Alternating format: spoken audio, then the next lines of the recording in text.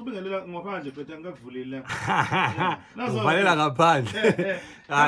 hayi fresh kakhulu Grootman ugrand hayi mfethu uqonde kwaze kwathenga mfana kithi hayi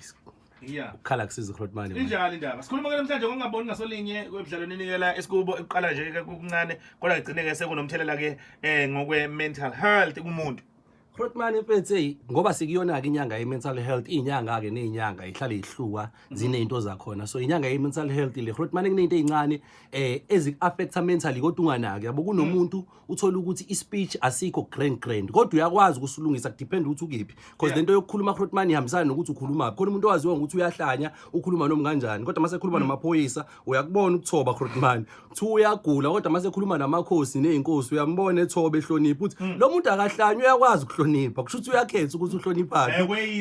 ubukuhlaza kahle uqala abantu Grootman indelelo Grootman leyo nto isithola kakhulu ngisho ebudlelwaneni kwabantu abathandanayo sithola kakhulu ngisho emakhaya khona umuntu umndeni odume ukuthi nje kunenhlamba kulo yamuzi uthola ukuthi leyo nto izo affect ingane mentally ngoba izokhula kuyona le environment yabantu abathuka inhlamba nani ikhuli nayo le yanto yokuthi nayo ikhule kuthuka inhlamba ekhaya so inenhlamba nayo ikwaziyo ukuyithuka umzi nje olimo olingcolile kuze kuthiwa ngazi wangena umkhulu wayethuka kanti cha imfundiso la egcekeni yabo so khona izinto kwi speech Grootman affect into eziningi mental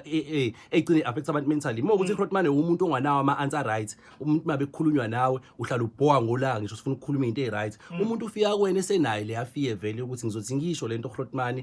ngiyilindele ianswer yakho ukuthi ungaqhamuka kanjani uthi ubudlavini bakho sebuyinto eyinorm and affect abantu abaningi ngayo leyo nto futhi iphinde ijikele wena iaffect wena because ukuhamba kwesikhathi uthi wena angifunwa abantu mina abantu abangifuni nginenkinga nabantu ushintsha imisebenzi ushintsha amasonto ushintsha ama branch hayi ukuthi abantu osuku soduze kwabo baneyinkinga uwena onenkinga so indlela yokukhuluma kumele siqaphele khona umuntu ombonayo uthi nibambisene ngobudlelwano Grootman ukuthi unayo le yanto yokwazi ukukhuluma kahle uma ekhuluma nabanye abantu ngoba nesenjwayela ukuba indlavini kwi relationship yenu so usenayo le yanto yokuthi mina ngikhuluma noma ngayiphi indlela ngoba usenigcine nifundisene leyo khona umuntu uthi ebethobile Grootman umuntu oright ethandane nomuntu oyindlavini ithi phela relationship yabo useyidevelopile lento yobudlavini uyifundile lapha yana ngoba lento ye speech kuningi affectayo Grootman nokuba responsible ke kwezinye izinto njengoba kuyi mental health month siziningi izinto engizokuthinta kuzona Grootman ukubheka nje into yenzayo kunomuntu ofuna ukuchazela ukuthi unyatheleleni faka ngabe uyaxolisa ukuthi unyathelile ngoba mase unika incazelo phela shuthi awusalibona iphutha lakho usuyachaza so kunomuntu oyithwalayo le yanto ukuthi mina ngixolisi mina ngilibona iphutha mentally uselimele leyo muntu ngoba ngisho sephutheni akakwazi ukuyibona kuyinyanga ke mental health Grootman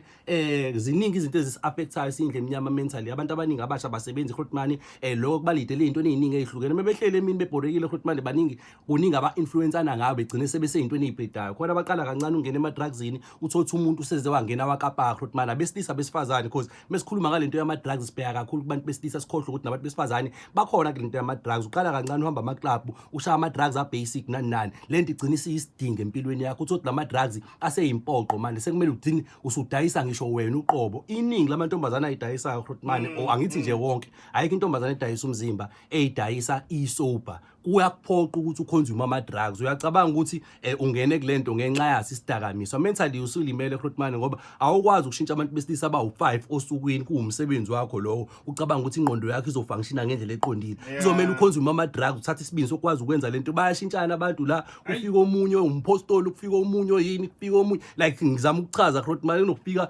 iPakistan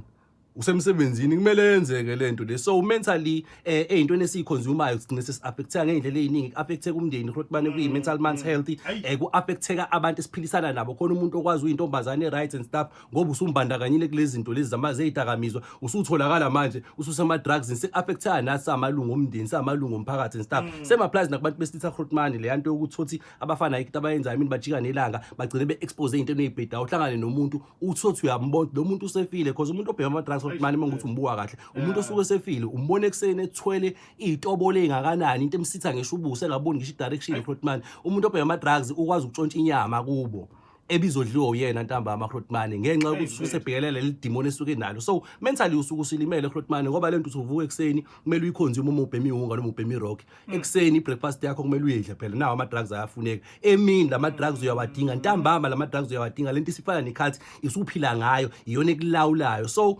kuyinyanga mental health ngigoqa uCaptain weGame Control online na Captain Grootman ngithi asibhekelele nje phethe into eziningi Grootman how do we talk with our kids mengabe umzali kunezinto eziconsumer kunezinto ezifundwa izingane kalula ingane iyashesha ukufunda meyisancane so uzothuka inhlamba wena waziwa njengomama siyamazi umakabani ave nenhlamba kanti ingane iyafunda lapho Grootman kunendlela yokukhuluma uma besikhuluma nabantu because kunabantu eniba-affectayo mentally uthola ukuthi useyasaba uku-approach umuntu wakho niyathandana akakwazi ukuyi-expressa kwena ngoba uyindlavini ngaso sonke isikhathi mekabuza uresponda ngodlame nangimpi ukapteni wazo ngolayini Grootman sengiphuma nje Grootman ngiqabuka ngomhla ka-7 October ngilaphayana i-ice rink no-Felix Hlophe uNonto Ari kuthiwa khona nobani uzinqumalo sibaningi kodwa it's a comedy show and then ngomhla ka-24 ngise-Push-Up-Steam noSimphiwe Shembe so abantu abaphuma bafike bethenga amathikithi niyosibuka follow me on Facebook usiphelele ndlebe TikTok usiphelele ndlebe Instagram usiphelele ndlebe inyanga i-mental health asibhekeleni ingqondo zethu ungabi sesixukwini esisokuxova umqondo ugcina ungasaboni ngendlela correct Moja